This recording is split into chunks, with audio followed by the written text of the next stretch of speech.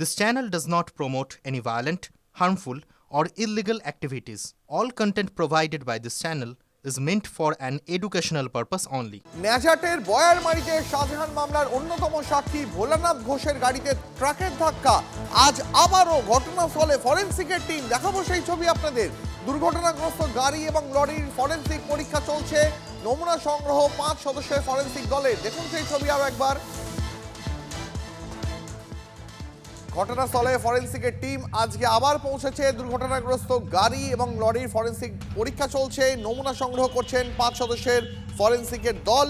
দেখাচ্ছি সেই ছবি আপনাদের। বয়ারমারিতে দুর্ঘটনা তদন্তে ফরেনসিক টিম ঘটনাস্থল থেকে নমুনা সংগ্রহ করছেন তারা। আপনারা দেখতে পাচ্ছেন ন্যাজাটের বয়ারমারিতে গতকাল যেখানে শাহজাহান মামলার অন্যতম সাক্ষী ভোলানাথ ঘোষের গাড়িতে ট্রাকের ধাক্কায় দুজনের মৃত্যু হয়েছে, সেই ঘটনাস্থলে আজ আবারও পৌঁছেছে ফরেনসিকের টিম। দুর্ঘটনাগ্রস্ত গাড়ি এবং লরির ফরেনসিক পরীক্ষা চলছে, সেই ছবিও দেখাচ্ছি আপনাদের। একদিকে ঘাতক গাড়ি, সেই গাড়ি থেকে নমুনা সংগ্রহ করা হচ্ছে, অন্যদিকে যে গাড়িটি আক্রান্ত হয়েছে সেই গাড়ি থেকেও নমুনা সংগ্রহ চলছে। হয়েছিল সেটা তারা জানার চেষ্টা করেন। আমি যদি গাড়ির সামনের দিকটা দেখি, অনেক ক্ষেত্রে দেখা যায় বিভিন্ন দুর্ঘটনার ক্ষেত্রে ট্রাকের চাকা লক হয়ে যায়, অর্থাৎ যান্ত্রিক ত্রুটি যায়। এক্ষেত্রে যে গাড়ির কোনো লক হয়নি, চাকার ঘোরানো সম্ভব হচ্ছিল, সেটা এখানে স্পষ্ট। তার কারণ দুর্ঘটনার পরে সেই জায়গা থেকে আবার পুলিশ সেই গাড়িটিকে, ট্রাকটিকে তুলেছে এবং সেটাকে রীতিমতো চালিয়ে ঘটনাস্থল থেকে কিছুটা দূরেই এই পাম্পে নিয়ে আসা হয়েছে। অর্থাৎ এই গাড়ির যদি গঠনটা দেখা যায়, সেখানে স্পষ্ট যে গাড়ির স্টিয়ারিং লক কিন্তু হয়নি। অর্থাৎ কোনোভাবে ইচ্ছাকৃতই যদি কেউ লেন চেঞ্জ করে অন্য গাড়িকে ধাক্কা মারে, তবেই এই ঘটনা ঘটে থাকতে পারে, তেমনটাই ফরেনসিক বিশেষজ্ঞদের মত। অর্থাৎ গাড়ির স্টিয়ারিং লক হয়ে গিয়ে এই ঘটনাটা ঘটেনি, তেমনটাই মনে করছে কিন্তু তদন্তকারীদের একাংশ। কেমন অবিন্তার সঙ্গে সুজয় পাল, TV9 বাংলা, সন্দেশখালী। আমাদের প্রতিনিধি সুজয় ঘটনাস্থল থেকে যে চাঞ্চল্যকর তথ্য এই মুহূর্তে জানালেন, যে লরিটি, যে ঘাতক লরিটি গতকাল ভোলানাথ ঘোষের গাড়িকে ধাক্কা মারে, সেই লরির স্টিয়ারিং কোনোভাবেই লক হয়নি। তার মানে এখনো পর্যন্ত যা প্রাথমিক অনুমান, গাড়িটিকে ইচ্ছে করেই সম্ভবত লেন চেঞ্জ করে ছোট গাড়িটিকে ধাক্কা মারার চেষ্টা হয়েছিল। তার কারণ যে লরিটি, যে ঘাতক লরি, সেই লরির যে স্টিয়ারিং, সেই স্টিয়ারিং লক হয়নি। ফরেনসিকের টিম আজ ঘটনাস্থলে পৌঁছেছে, সেখান থেকে নমুনা সংগ্রহের কাজ চলছে। দেখাচ্ছি আপনাদের সরাসরি।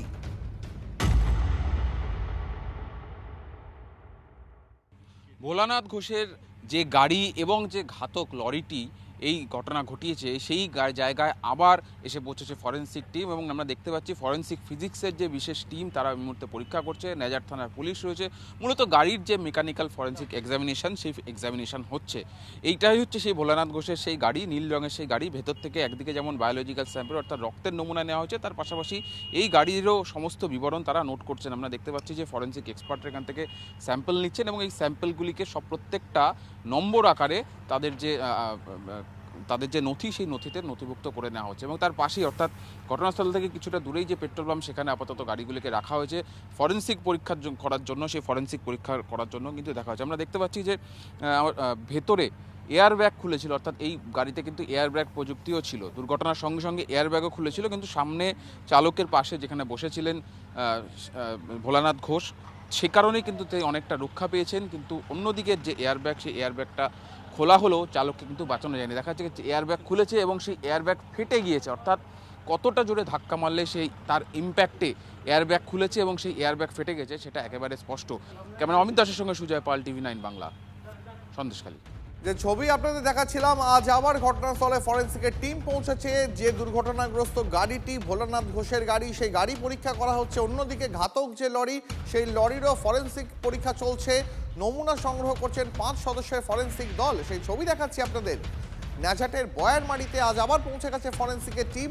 শাহজাহান মামলার অন্যতম সাক্ষী ভোলানাথ ঘোষের গাড়িকে গতকাল এই জায়গাতেই ঘাতক ট্রাকটি ধাক্কা মারে। আজ সেই ঘটনাস্থলে আবার পৌঁছেছে ফরেনসিকের টিম। দুর্ঘটনাগ্রস্ত গাড়ি এবং লরির ফরেনসিক পরীক্ষা চলছে।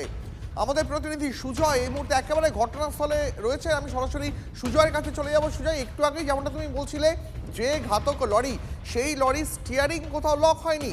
তার মানে কি আরও পরিষ্কার হচ্ছে যে ইচ্ছে করেই লরিটি লেন চেঞ্জ করে ভোলানাথ ঘোষের গাড়িকে ধাক্কা মেরেছিল?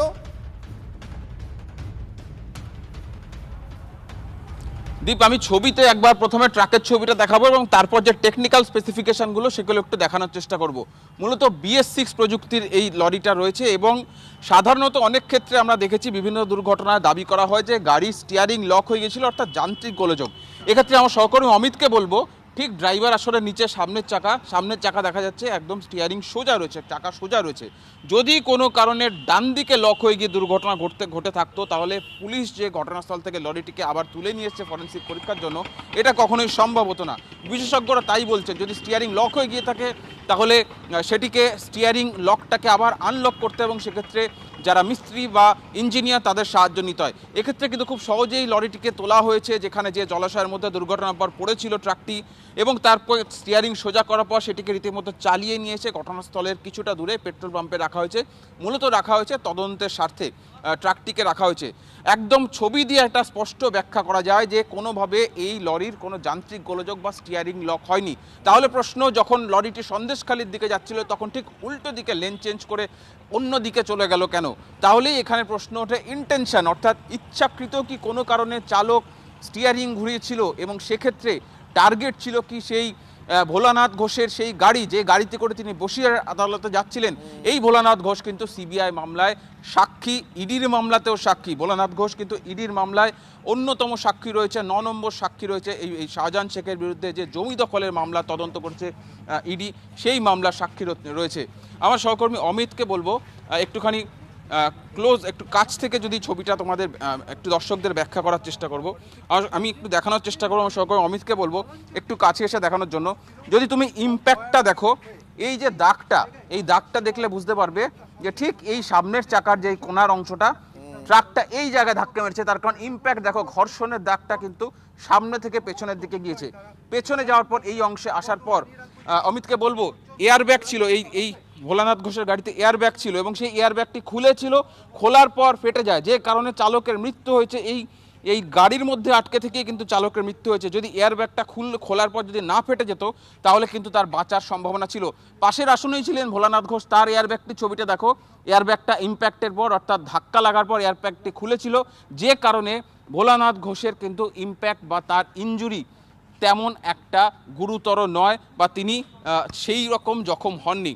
গাড়ির পুরো ছবিটা যদি দেখা যায়, যে পুরো ইম্প্যাক্টটা কিন্তু সামনে থেকে পেছনের দিকে এসছে এবং এইখানে এই অবধি তার ইম্প্যাক্ট দেখা যাচ্ছে, এই অবধি সব দাগ রয়েছে এবং গাড়িটা কিন্তু এইখানে ধাক্কা লাগার পর এই পর্যন্ত ট্রাকটি চলে এসেছিল। ফলে এই ছবিতেই স্পষ্ট, এই জায়গাগুলোতে আমি বলবো আমার সহকর্মী অমিতকে দেখানোর জন্য, ইম্প্যাক্ট যদি ঘর্ষণের দাগটা দেখো, আমরা দেখলাম কিছু সময় আগে এসে ফরেন্সিক বিশেষজ্ঞরাও এই নমুনাগুলি তারা নোট করলেন যে ইম্প্যাক্ট কিন্তু সামনে থেকে পেছনে গিয়েছে এবং চালকের দিকেই তার ঘর্ষণের দাগটা বেশি রয়েছে। ফলে একটা বিষয় স্পষ্ট যে একদিকে ট্রাকের কোনো যান্ত্রিক ত্রুটি প্রাথমিকভাবে ধরা পড়লো না, ফরেন্সিক বিশেষজ্ঞরা 2 দিন পরীক্ষা করলেন, গতকাল ঘটনার পরে রাতে তারা এসেছিলেন, আবার আরও নিশ্চিতভাবে পরীক্ষা করার জন্য আজকে দ্বিতীয় দিন সেই জলাশয় থেকে ট্রাক এবং গাড়িটিকে তোলার পর তারা দ্বিতীয় দিন এলেন এবং আসার পর আবার খুঁটিয়ে পরীক্ষা করলেন। সেখানে তাদের প্রাথমিক অনুসন্ধান বলছে যে ট্রাকের প্রাথমিকভাবে যান্ত্রিক গোলযোগ বা স্টিয়ারিং লকের কোনো ব্যাপার হয়নি, অর্থাৎ চলতে চলতে আচমকা ডান দিকে চলে যাওয়ার মতো কোনো যান্ত্রিক গোলযোগ এই ট্রাকে পাওয়া যায়নি।